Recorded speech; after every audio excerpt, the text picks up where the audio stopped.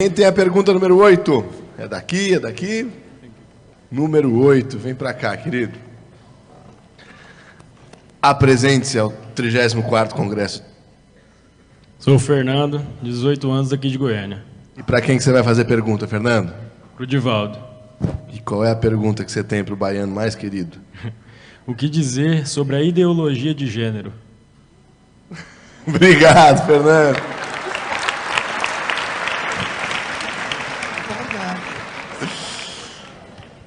Pinga fogo, Di.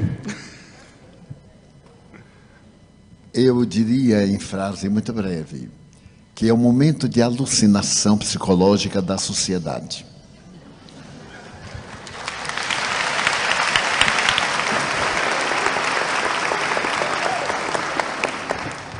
Em uma entrevista que recomendamos, Iraci Campos, do Centro Espírita Joana de Ângeles, da Barra da Tijuca, entrevistou o nosso Haroldo a esse respeito. E as respostas, como as perguntas, muito bem elaboradas, propiciaram a Haroldo abordar a questão do ponto de vista legal, moral, espírita e social. Vale a pena, portanto, procurar na internet esse encontro de Iraci Campos com Haroldo Dutra. Haroldo disse, em síntese, eu peço licença a ele, que se trata de um momento muito grave da cultura social da Terra e que é naturalmente algo que deveremos examinar em profundidade, mesmo porque nós vamos olhar a criança, graças à sua anatomia, como sendo o tipo ideal. E a criança, nesse período, não tem discernimento sobre o sexo. A tese é profundamente comunista e ela foi lançada por Marx, sob outras condições, que a melhor maneira de submeter um povo não era escravizá-lo economicamente, era escravizá-lo moralmente.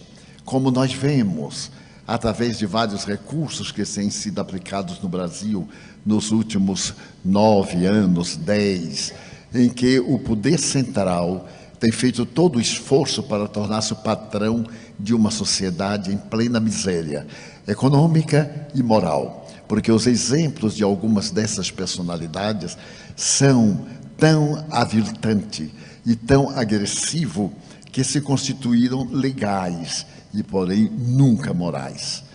Todas essas manifestações que estamos vendo, graças à República de Curitiba, cujo presidente é o Dr. Moro, e deve ser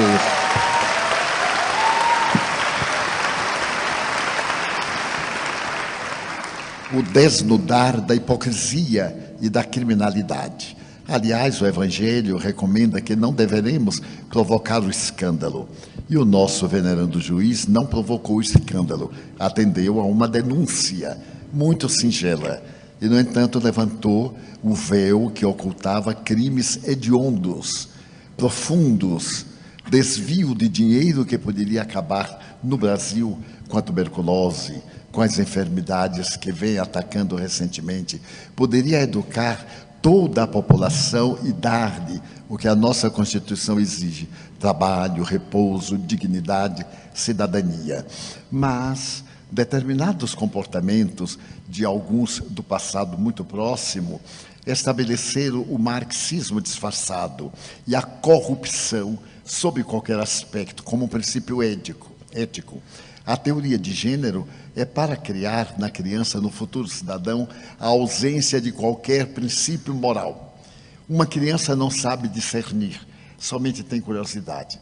No mesmo banheiro, um menino e uma menina irão olhar-se biologicamente, sorrir e perguntar o de que se tratava aquele aparelho genésico, que é desconhecido. Então nós devemos repudiar de imediato e apelar para aqueles em quem nós votamos, somos responsáveis, e gritar para eles que somos contra, totalmente contra, essa imoralidade ímpar.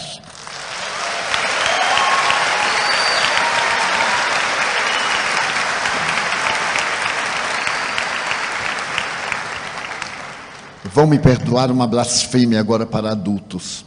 Os espíritas somos muito omissos. No nome falso e na capa da humildade, achamos que tudo está bem, mas nem tudo está bem.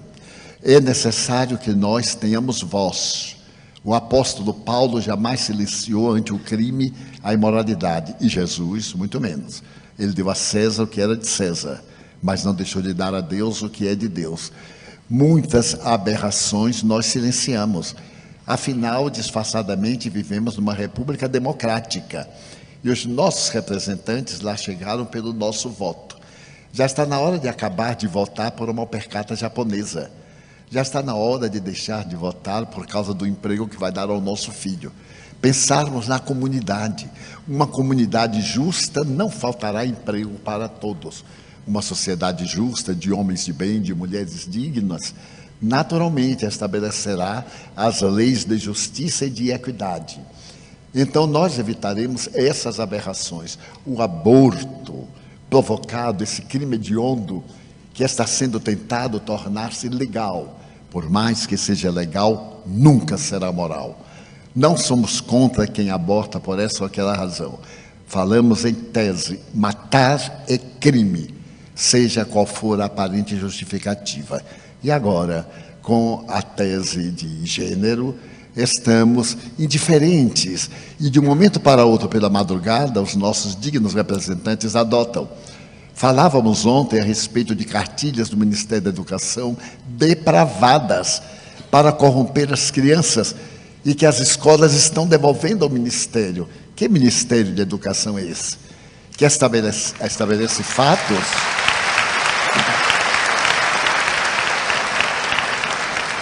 de uma indignidade muito grande. Os pais devem vigiar os livros dos seus filhos e, naturalmente, recusarem. Nós temos o direito de recusar. Nós temos o dever de recusar. Victor Hugo já nos falava há mais de 150 anos, um grande pecado é a omissão. E Kardec nos falou que não era nobre apenas não fazer o mal, porque não fazer o bem é um crime muito grande. Então precisamos ser mais audaciosos, espíritas, definidos, termos opinião. A doutrina nos ensina. E para os jovens, eu direi que há uma ética, liberdade. O sexo é livre, livre sim, mas ele não tem a liberdade de indignificar a sociedade.